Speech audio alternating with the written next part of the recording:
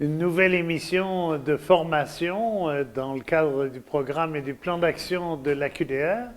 Mais cette fois, on va changer un peu, après une dizaine d'émissions consacrées au cadre, si j'ose dire, de l'AQDR. Nous allons inviter des experts sur un certain nombre de droits atteints ou pas, ou sur un certain nombre de thèmes prioritaires de l'action en faveur des aînés. Alors on va commencer, comme on dit, à Seigneur tout honneur. Bonjour Régent Hébert. Pour ceux qui ne connaissent pas, il n'y en a pas beaucoup. Pour ceux qui ne connaissent pas, Régent Hébert est professeur, chercheur. Ça a été l'essentiel de votre carrière, je peux dire. Puis il y a eu un épisode politique, brillant d'ailleurs, mais malheureusement un peu avorté. On en parlera tantôt. Il a été ministre de la Santé et des Aînés pendant le gouvernement dirigé par Pauline Marois. Alors, on va parler aujourd'hui d'abord du soutien à domicile. Peut-être une question de vocabulaire. Il y en a qui parlent de maintien, il y en a qui parlent de soutien, il y en a qui parlent de service. De quoi on parle? On parle de soutien. Je pense que l'idée, c'est d'être capable de fournir les services en soutien aux personnes qui souhaitent vivre leur perte d'autonomie à domicile plutôt que de choisir la solution de l'institutionnalisation. Bon, alors on va parler de ça directement. Comment se fait-il qu'il y a des gens qui préfèrent se mettre dans des grandes boîtes à vieux comme ça, même si elles sont confortables? C'est un peu bizarre. Je pense que c'est parce qu'il n'y a pas d'option. Pour quelqu'un qui est en perte d'autonomie et qui n'a pas la chance de compter sur un proche aidant, ou plutôt une proche aidante, pour lui apporter les services, la solution, c'est l'institutionnalisation, parce que l'aide de l'État est embryonnaire, l'a toujours été, l'est encore, en dépit de ce qu'on dit au niveau politique, c'est encore marginal. Je pense que quand on compare le Québec et le Canada avec les autres pays de l'OCDE, on est les cancres de la classe dans l'investissement dans les soins à domicile. On investit à peine 15 du budget des soins de longue durée à domicile, alors que le fameux Danemark. Le Danemark, 73. La Suède. Mais la France était presque à 50 de l'investissement à domicile. Et donc, on est les derniers de classe. Pourquoi? Parce qu'on a un système de santé qui a été essentiellement basé sur les médecins, mais sur les hôpitaux. Et par extension, les hôpitaux de soins prolongés qui sont devenus nos CHSLD étaient comme couverts par le système de santé, alors que le soutien à domicile, lui, n'était pas vraiment couvert par la loi canadienne sur la santé et a été développé par certaines provinces à la marge, et de plus en plus à la marge, je dois dire, parce que les hôpitaux prennent toute la priorité, surtout avec les réformes de structure qu'on a connues en 2003 et maintenant en 2015. Oui, on connaît l'audace, si j'ose dire, du ministre Barrette pour les médecins spécialistes en particulier. Les gens vont retenir ça, mais aussi il a créé une espèce de structure hyper centralisée, hyper contrôlante, et qui nous coûte un fric fou d'ailleurs, non? Oui, qui nous coûte très cher. Et d'ailleurs, on estime qu'il y a presque 500 millions de dollars de plus depuis 2015 qui est consenti à l'assurance salaire, à l'utilisation des agences de placement et au temps supplémentaire obligatoire. Alors 500 millions, c'est un demi-milliard que ça nous coûte de plus que ça nous coûtait en 2015, ce qui témoigne du climat de travail et qui explique pourquoi on a des pénuries un peu partout dans le réseau de la santé et des services sociaux. Moi, ce que je ne comprends pas, mais je pense que vous partagez ça, comment se fait-il? Le bon sens, c'est de rester chez soi. Et puis c'est agréable de rester chez soi. Même si on est dans des conditions de pauvreté, d'isolement, on est quand même mieux chez soi que dans une chambre de 4 lits en attendant la mort. Donc, comment se fait-il que ce souci qui est partagé par une majorité, on ferait un référendum aujourd'hui, on gagnerait certainement, et puis qu'il y a une espèce de gagne qui mange le gâteau à côté et puis qui se moque complètement de l'opinion publique. J'exagère à peine. Mais pour l'opinion publique, je veux dire, même pour les personnes âgées et certains regroupements de personnes âgées, d'ailleurs, on milite en faveur de plus de places en CHSLD, de diminuer les listes d'attente en CHSLD. Et là, quand on leur demande, oui, mais est-ce que vous voulez y aller en CHSLD? Tout le monde nous dit, non, c'est pas pour moi, c'est pour les autres. Et donc, on se fait, je pense, bonne conscience en disant, bon, les personnes âgées qui ont des pertes d'autonomie on va s'en occuper en institution, on ne veut pas vraiment les voir, et puis on va s'en occuper en institution. Et je pense qu'on fait fausse route parce que, d'une part, ce n'est pas ce que les personnes âgées souhaitent, et vous l'avez bien dit, mais aussi parce que c'est insoutenable financièrement de placer nos personnes âgées en perte d'autonomie dans des institutions. On ne sera pas capable de soutenir ça financièrement. D'ailleurs, je notais, en préparant cette entrevue, il paraît que ça coûte 70 000 par année en CHSLD, alors que les services que vous souhaitez promouvoir en coûtent 30 000. Alors, en plus, il y a une folie au niveau du budget, parce que ça va craquer un jour. Tout à fait. Et c'est lorsque j'étais ministre, il a fallu convaincre le ministère des Finances que l'assurance autonomie était une solution financièrement intéressante. Et c'est là qu'on a fait les projections jusqu'en 2027 qui montraient que le statu quo avec l'utilisation de l'institution nous coûterait 3 milliards de plus à terme en 2027, alors que l'assurance autonomie, bien sûr qu'il fallait investir 1,5 milliard, mais c'est déjà la moitié moins de ce qu'on va devoir investir en gardant le cap sur une solution institutionnelle. Alors, c'est comme ça qu'on les a convaincus que l'assurance autonomie était une option intéressante. Malheureusement. Bon, c'est mort au feuilleton, comme on dit. Oui. On va reprendre pour ceux et celles qui nous écoutent l'assurance autonomie. Alors, qu'est-ce que ça veut dire? C'est un mode de financement des soins de longue durée qui est différent du financement des hôpitaux, comme on le connaît nous ici, et qui a été implanté dans tous les pays de l'Europe continentale, au Japon, en Corée du Sud. C'est en fait évaluer les besoins d'une personne et lui donner une allocation qui est à la mesure de ses besoins. Alors, et cette allocation-là, elle peut être un chèque, bien sûr. Les personnes plus jeunes qui sont en situation de handicap préfèrent ça, un chèque emploi-service.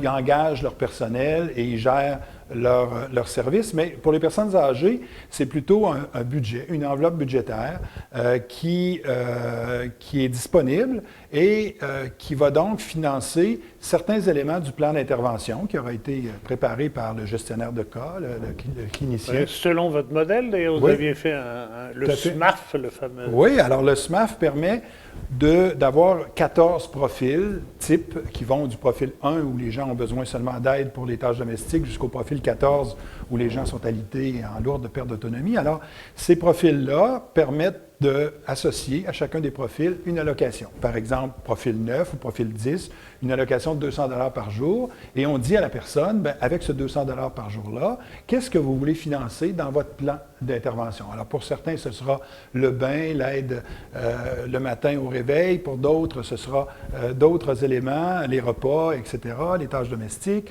Mais la personne a un certain choix pour utiliser l'allocation selon ses priorités à l'intérieur d'un plan de service qui a été élaboré par autrement dit, c'est l'inverse de ce qui se passe actuellement. C'est l'argent qui va à l'usager, si j'ose dire, à son entourage, et non pas l'usager qui court après l'argent en y arrivant rarement. Il y avait encore un article fendant ce matin dans la presse là-dessus. On est, paraît-il, on a régressé jusqu'à la situation en 2012. C'est vraiment... Et ce qui est ironique, c'est quand on regarde comment sont distribuées les sommes du soutien à domicile, il n'y a pas de corrélation avec le niveau d'autonomie de la personne. On devrait s'attendre à ce que plus une personne a une perte d'autonomie, plus elle a de services. Mais ce n'est pas ça qui se passe. On donne la même quantité ou à peu près de services à tout le monde.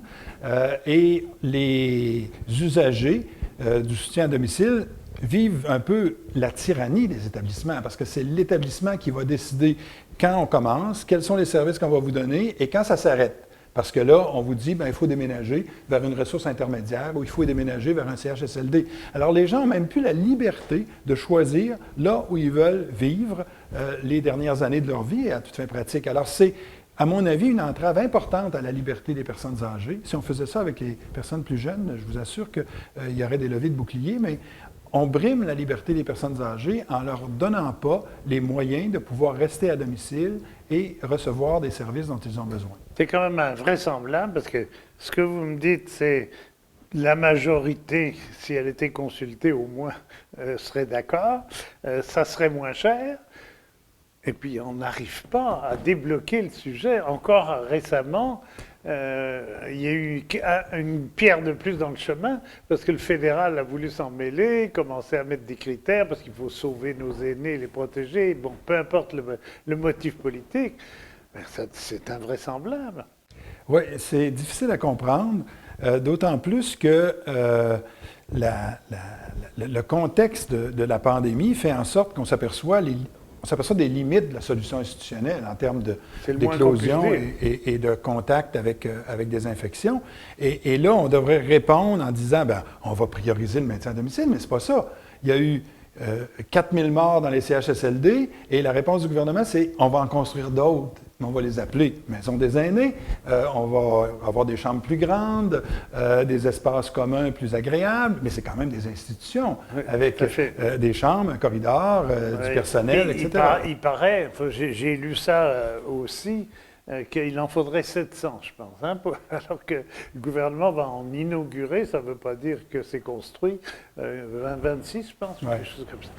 Donc, mais vous savez, c'est plus rentable politiquement d'annoncer une maison des aînés ou un CHSLD parce que lorsqu'on le promet, on fait une annonce. Lorsqu'on met le projet en marche, on fait une annonce. Lorsqu'on fait les appels d'offres, on fait une annonce. Lorsqu'on fait la première pelletée de terre, on fait une annonce. Et lorsqu'on coupe le ruban, on fait une annonce. Oui, alors, et puis en plus sur le site du ministère, vous allez à Presse et vous regardez, c'est merveilleux. Il y a des petits chiens qui courent, il y a des fleurs, il y a des enfants qui jouent dans la cour du CHSLD. Enfin, bon. Mais annoncer un investissement dans les soins à domicile, c'est pas très payant politiquement. Vous êtes sûr? Mais de sorte que moi, à un moment donné, j'en ai eu marre et j'ai décidé d'aller porter moi-même le message en me lançant en politique, ce qui pour un universitaire n'est pas un chemin naturel, je dois dire, mais parce que les gens n'écoutent pas, les gens ne sont pas sensibilisés à ça et on a l'impression de prêcher dans le désert.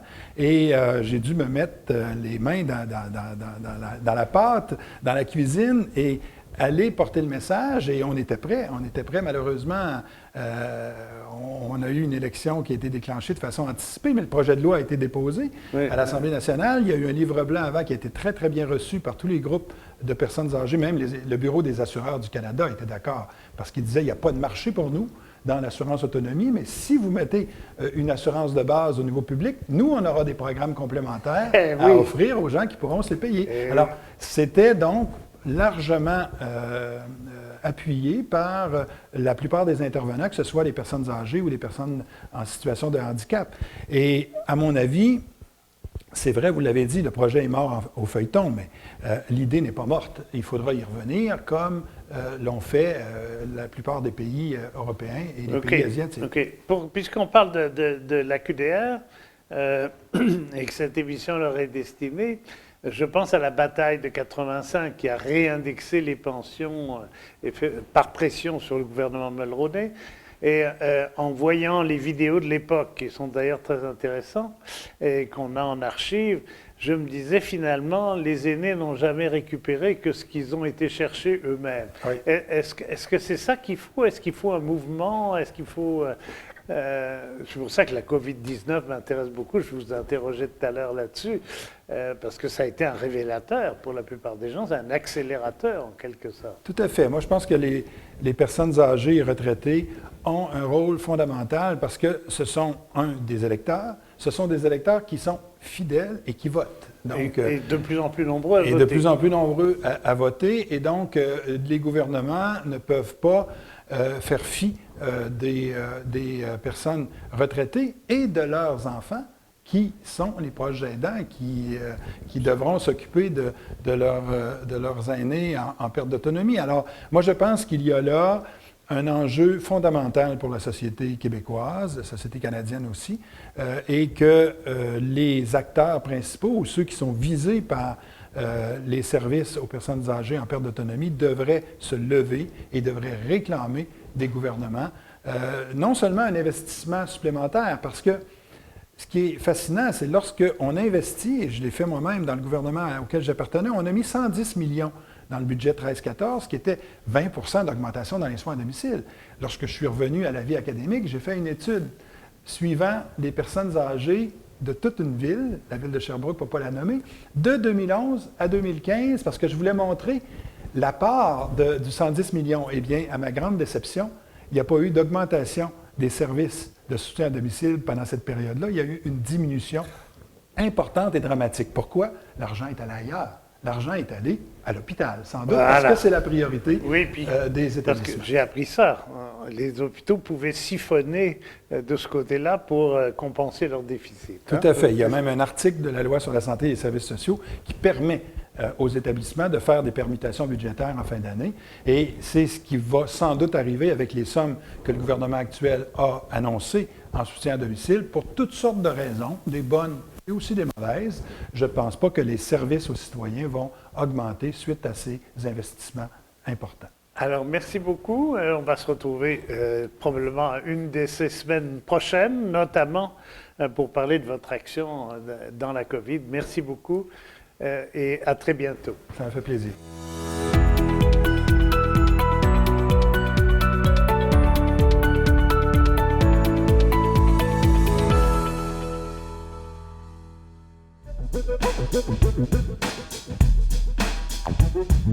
Le QDR aimerait vous rappeler que si vous avez aimé ça, cliquez là. Si vous voulez le faire voir à vos amis, cliquez là. Si vous voulez rien manquer, cliquez là. Et si vous avez besoin qu'on vous le rappelle, cliquez là.